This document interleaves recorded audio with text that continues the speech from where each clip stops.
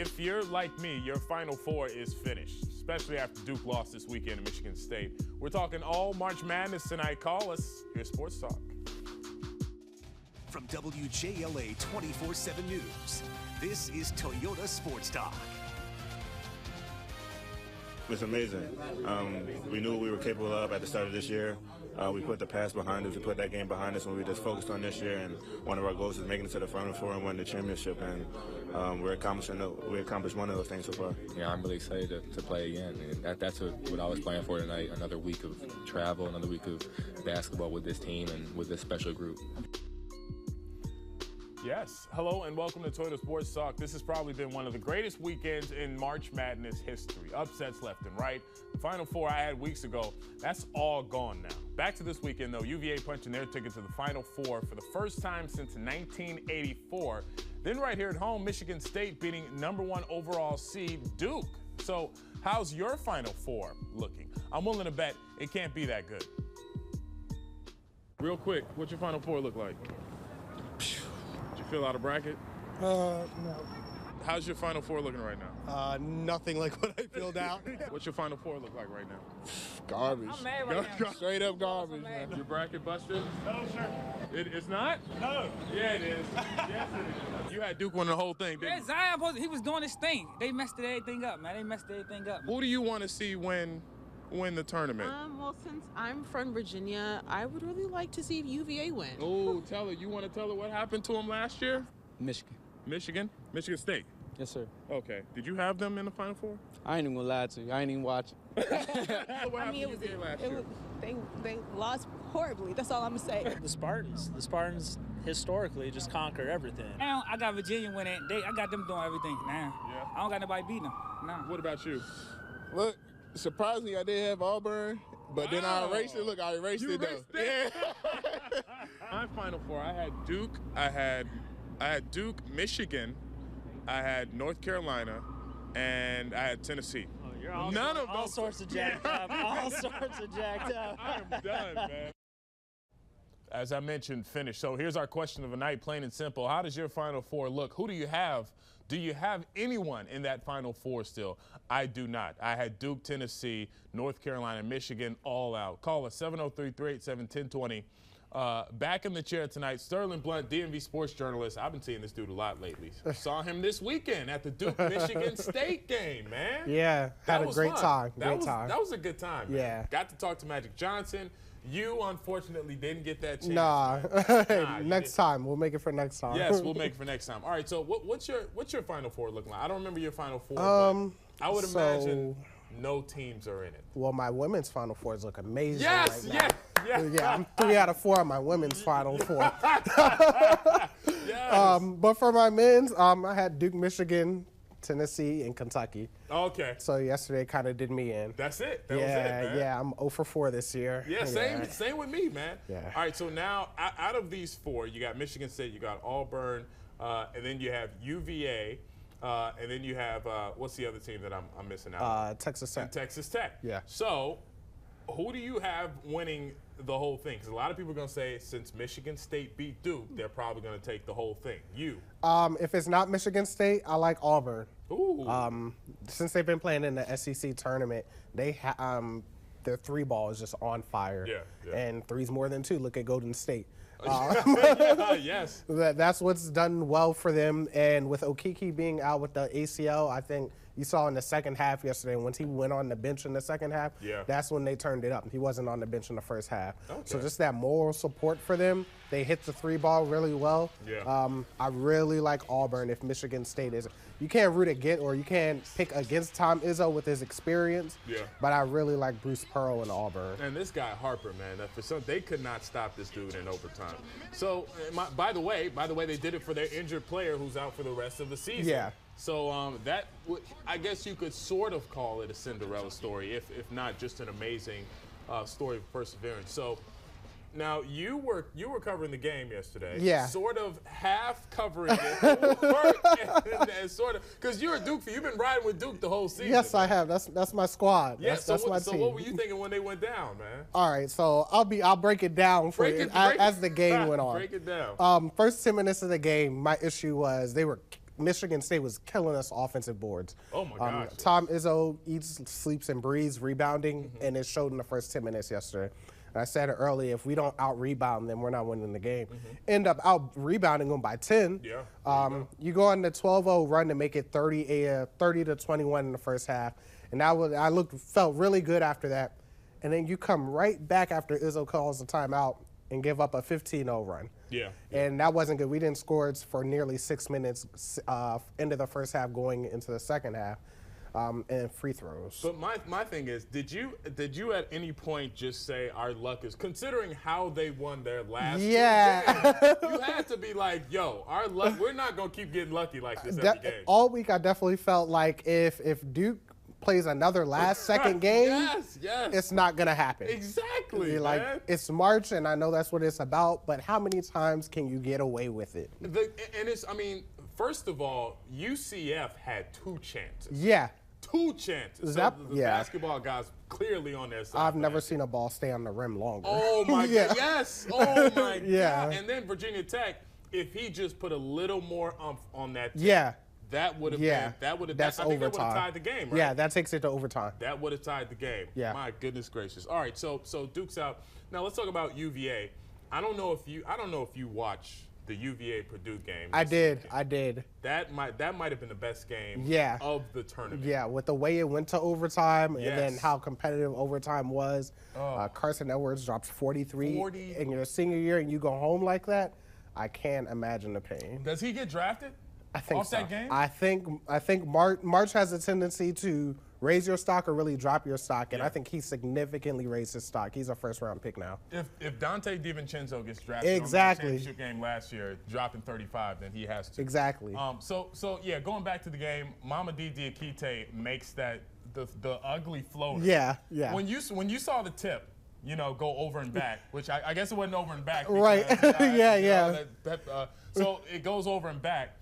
What were you thinking? At this point, I was like, all right, well, game is over. Right. UVA played a heck of a game, man. They gave it their great effort. Next thing you know, Clark somehow gets it to Diakite. He throws up this hideous floater, and it goes. What were your thoughts when you saw that? As soon as it went across the half-court line, I knew it was over. I was like, you don't have enough time.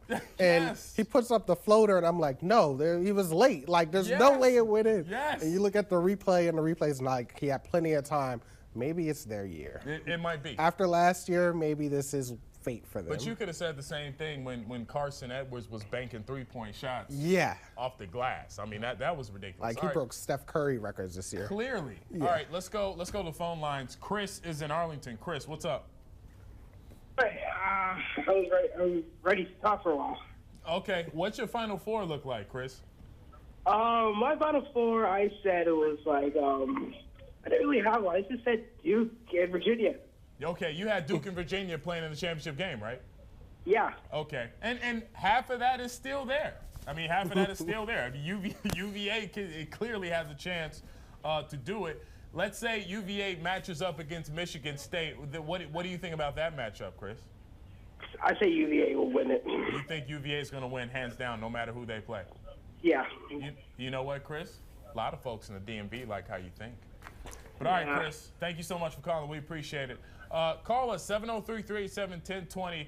And this is amazing. The University of Virginia volleyball team, you have to see it, reenacting the last-second buzzer beater. We're going to talk about that. Oh, there it is, buzzer beater over Purdue Saturday. And it was literally shot for shot. Even the floater by Mama D Diakite to send the game into overtime.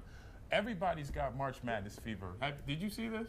This is my first time seeing it, actually. It is. Okay. We might pop it back up. Call us 703-387-1020. How is your Final Four looking right now?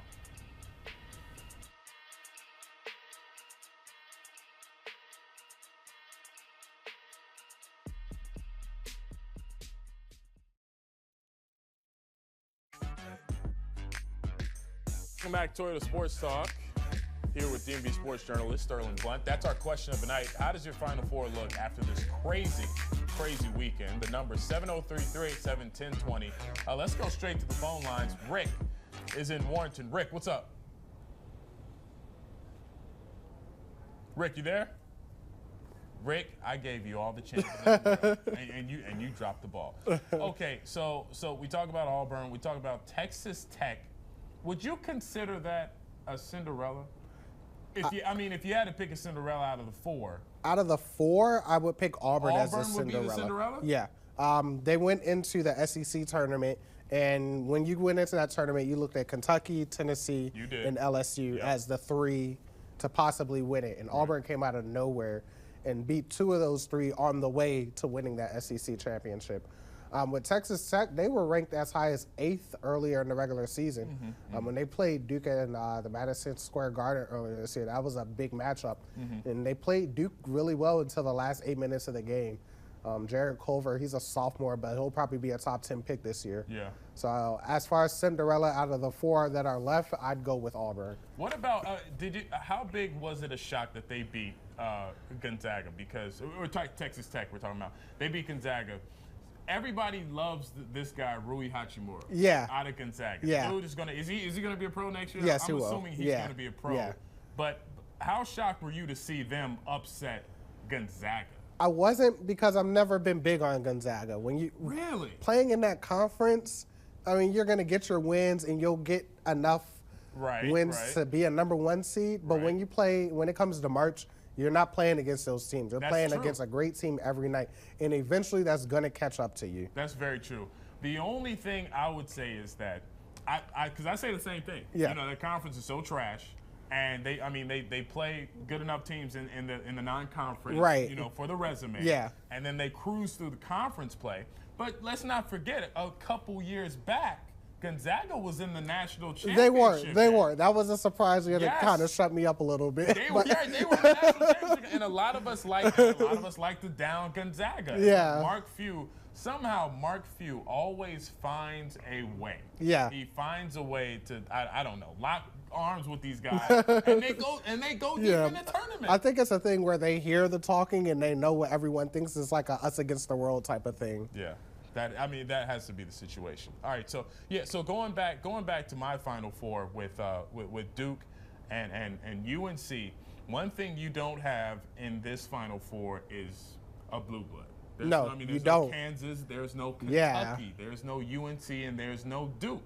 I mean, when's the last time? And then I don't know if you want to count Villanova as a blue blood. I mean, it's starting to become that way, but. I mean, is it weird? Is it weird that we don't have a blue blood in the Final Four? It does, but I'm more excited for it. Yes, like I'm watching this weekend, and I'm not against anybody, but I'm not for anybody. I just want 2 really good games on Saturday, and give me a good game Monday night.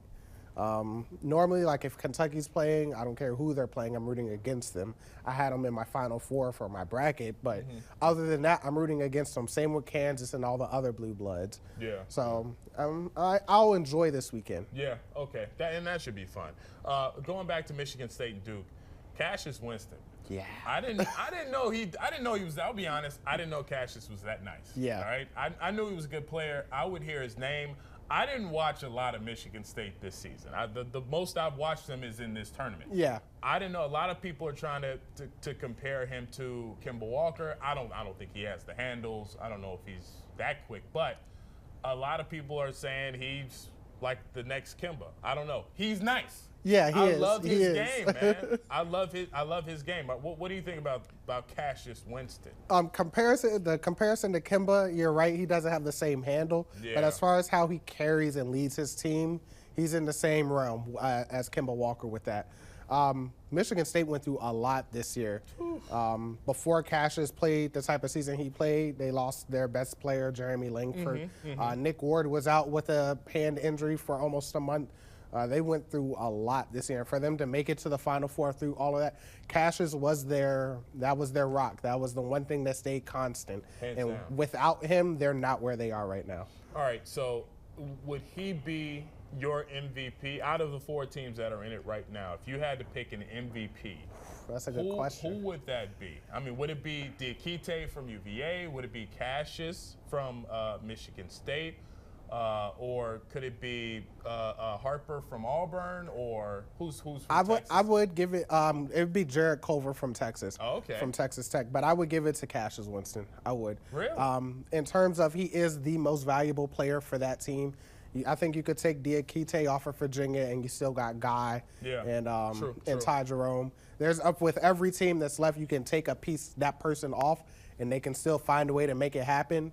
Look at Okeke with Auburn. He was their best player before he went down. You take Cassius Winston off of Michigan State, they're a first or second round exit this year. So if I had to pick an MVP, and not just Final Four, but overall tournament, I would probably have to go with Carson Edwards. And maybe I'm jumping on the bandwagon after he dropped 43 on UVA. But dude was balling. Dude was balling absolutely. Out of control, man. Anyway, we got to go to break. Call us 703-387-1020. Coming up, it's In Case You Missed It. John Calipari.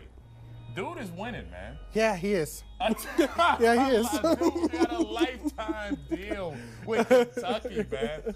We'll be right back with In Case You Missed It after this. This dude got a life.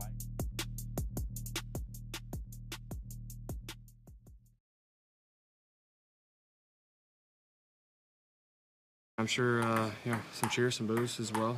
It's part of the game. It's, it's part of sports. So, I'll always remember and cherish, all the screaming and, yelling and, the exciting times that we had the last 7 years. Like I've said before, I wish them nothing but the best. It's a great fan base, great city to live in. Excited to go back and excited to compete. Okay, as you mentioned, Sterling, you're nervous for him. Time now for in case you missed it. And guess who's coming back tomorrow? Bryce Harper. But he'll be in a Phillies uniform, and I'm sure the place will be drowned out with boos, or maybe I'm wrong. Maybe he'll get a standing ovation. Maybe he'll have a tribute video. I don't know. You never know. Either way, we can't all wait to see what goes down. What do you think's going to happen? Is he going to get booed or no? Yeah, this is going to be bad. You think so? Like KD going back, first time back at OKC bad. Stop it. If it wasn't going to be so cold tomorrow night, I'd actually go out there just for the environment. Just for you just want to see what happens. Yeah. That's funny, man. I agree. I think he's gonna get booed. Now, if you were a Nats fan, would you boo? Would you boo? I would. I'd be hurt. That was the guy who I thought was gonna carry us to the promised land. That hurts your soul. And he's bro. Gone. that hurts your soul. And by the way, he's smacking home runs in Philly. Exactly. So there you go. They just swept the Braves. Anyway, as if his life couldn't get any better. He announced today that he and his wife are expecting a baby boy. Made the announcement on Instagram. 2 pics, one of him and his wife under the bridge, and another with the sonogram image. So congrats to the Harpers, all right? As if we need another good-looking baby with, the baby's going to come out with a beard and flow in there. That's probably what it's going to look like, man. That's funny. So congrats to the Harpers. Anyway, did you happen to catch last night during the Phillies game? Check this out. Of course, a couple home runs in 2 days. And look, helps you a bit. DC is about 130 miles down the road, but let's make it clear, is a world of difference between markets. If you're over there, you're thinking about politics and what happens in the White House. If you're here, this is a sports town, and they love their Phillies. So how do we feel about that? During an ESPN broadcast, A-Rod said DC is all about politics, where in Philly, they actually care about sports a little more than we do. Is there truth to that? Maybe there is. I don't know. What do you think? I don't think A-Rod's ever met a Redskins fan before. That's what I said. That's the same thing I said. I said the same thing. Yeah, I mean, he played Seattle, Texas, and New York. In New York, exactly, man. Yeah. That's what I thought. He needs to meet a rabid Redskins fan. Exactly. And then he might change his mind, unless he was just talking about baseball. Possibly, maybe. Okay. Anyway, thanks, A-Rod. Congrats on your engagement too. Shout out to A-Rod, really. Facts. Yeah, he's winning right now. He is. All right, so Tom Brady joined Twitter today. Guess what his first tweet was? I'm retiring. In my spare time, I'm going to be tweeting. FLG hashtag. That's the way to come on the scene. Only thing is, an hour later, he tweeted this. Is this a bad joke? Yes, it's April Fool's. He's not really retiring. Not right after Gronk retires, so Pats fans had to be terrified. What if he was for real? How would you feel about that? I mean, he's got 6 rings. What's left to do? He might as well. Get 7 or 8. I mean, and he's about 841 years old anyway. So, right. He's lived a good life. All right, so we were talking about this before the break. Somebody's winning right now in college basketball, and it's a coach. John Calipari, a lifetime deal with Kentucky. The deal would be a combination of head coaching and the extension on that, and a paid role as an ambassador after his retirement. He's making $9 million this year, by the way. Dude, a lifetime deal. A lifetime deal, but there's not enough money to pay the kids. Ooh, hey, mean, you said it, man. You said it, not me. Pay the kids. Which is very true. Calipari, lifetime deal. Kids, 0, man. Right. I don't know. Anyway, call it 703-387-1020. Final thoughts with Sterling here. You hit it on the head, man. Hey. We'll be right back after this. That's...